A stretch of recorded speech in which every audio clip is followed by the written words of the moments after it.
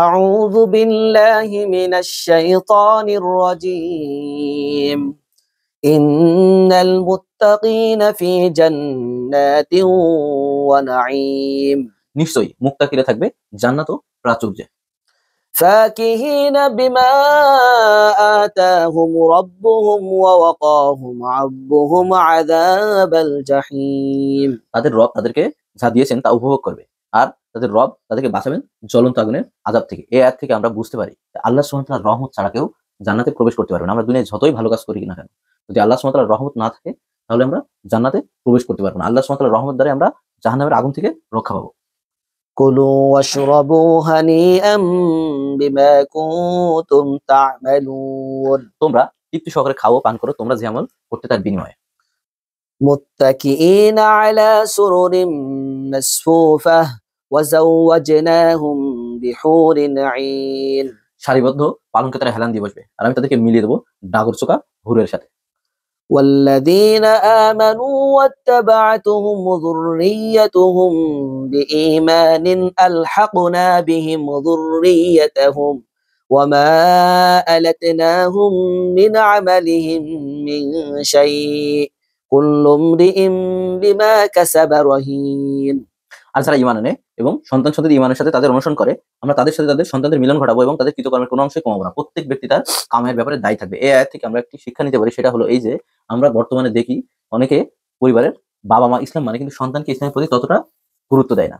কিন্তু যদি আমরা আমাদের সন্তানকে ঈমানের উপরে না আনতে পারি তাহলে তার জন্য আমরাই দায়ী হব, সেই সন্তান আমাদেরকে জাহান্নামে নিয়ে যাবে। আর যদি আমরা সেই সন্তানকে দিনের সঠিক শিক্ষা দিয়ে ইসলামের উপর প্রতিষ্ঠিত করতে পারি তাহলে সেই সন্তান সহ আল্লাহ আমাদের ইনশাআল্লাহ জান্নাতে একসাথে মিলিত করবেন। তাহলে আমরা এখান থেকে এই শিক্ষা নিতে পারি যে আমাদের সন্তানকে আমরা ইসলামের উপর প্রতিষ্ঠিত রাখবো মৃত্যুর আগ পর্যন্ত। وأمددناهم بفاكهة ولحم مما يشتهون আর আমি তাদেরকে অতিরিক্ত দেবো ফলমূল ও গোশত যা তারা কামনা করবে। يتنازعون فيها كأسا لا لغو فيها ولا تأثيم তারা পরস্পরের মধ্যে পানপত্র বিনিময় করবে, সেখানে থাকবে না কোনো বেহুদা কথাবার্তা ও কোনো পাপ কাজ। আল্লাহ সুবহানাহু ওয়া তাআলা সেখানে জান্নাতের জন্য এমন সব নিয়ামত রেখেছেন যে সেখানে কোনো অসার ক্রিয়াকলাপও থাকবে না, কোনো পাপ কাজও থাকবে না। তারা সেখানে চিরস্থায়ী সুখ ভোগ করবে।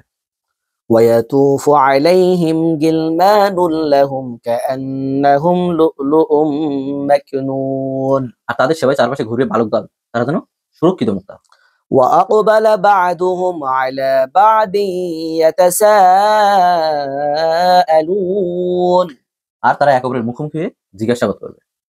قالوا إنا كنا قبل في أهلنا مشفقين তারা বলবে পূর্বে আমরা আমাদের পরিবারের মধ্যে শঙ্কিত অবস্থায় ছিলাম। فمن الله علينا ووقانا عذاب السموم অথবা আল্লাহ আমাদের প্রতি দয়া করেছেন এবং আগুনের আযাব থেকে আমাদেরকে রক্ষা করেছেন। إنا كنا من قبل ندعوه إنه هو البر الرحيم নিশ্চয়ই পূর্বে আমরা তাকে ডাকতাম, নিশ্চয়ই তিনি ইহসানকারী পরম দয়ালু। আল্লাহ সুবহানাহু ওয়া তাআলা কাদেরকে জাহান্নামের আগুন থেকে রক্ষা করবেন? যারা দুনিয়ায় আল্লাহ সুবহানাহু ওয়া তাআলার ইবাদত করেছে, যারা দুনিয়ায় সকল মুহূর্তে সুখের মুহূর্তে কষ্টের মুহূর্তে আল্লাহ সুবহানাহু ওয়া তাআলার কাছে ফিরে এসেছেন, আল্লাহ সুবহানাহু ওয়া তাআলার ইবাদত করেছেন এবং সকল অবস্থায় তার শুকরিয়া আদায় করেছেন। আল্লাহ সুবহানাহু ওয়া তাআলা তাদেরকেই ক্ষমা করবেন। فذكر فما أنت بنعمة ربك بكاهن ولا مجنون অতএব তুমি উপদেশ দিতে থাকো, কারণ তোমার রবের অনুগ্রহে তুমি গণক নও এবং উন্মাদও নও। রাসূল সাল্লাল্লাহু আলাইহি ওয়াসাল্লামকে আল্লাহ সুবহানাহু ওয়া তাআলা এখানে সান্ত্বনা দিচ্ছেন যে তুমি তোমার রবের বাণী প্রচার করতে থাকো, তাদেরকে উপদেশ দিতে থাকো, তুমি গণক নও, তুমি উন্মাদ নও। أم يقولون شاعر نتربص به ريب المنون তারা কি বলছে যে সে মোহাম্মদ একজন কবি, আমরা তার মৃত্যুর প্রতীক্ষা করছি।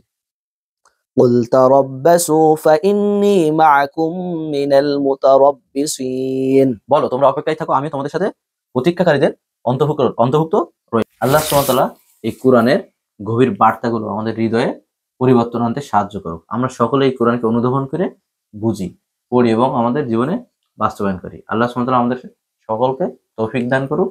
আমিন।